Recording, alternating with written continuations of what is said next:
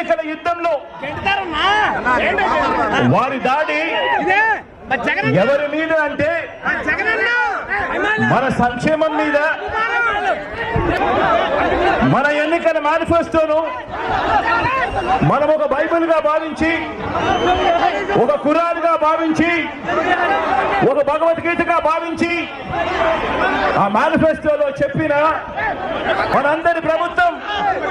చేస్తా ఉన్న ఇంటింటి మంచి మీద చెబుతా ఉన్నా. ఈరోజు మన పెత్తందారులంతా కూడా ఎవరి మీద దాడి చేస్తా ఉన్నారు అన్నది ఆలోచన చేయమని కోరుతా ఉన్నాను మిమ్మల్ని అందరినీ కూడా. మన ప్రభుత్వం అమలు చేస్తా ఉన్నా రాబోయే తరం విద్యా విధానం మీద వీరి దాడి, పోర్టులు, హార్బర్లు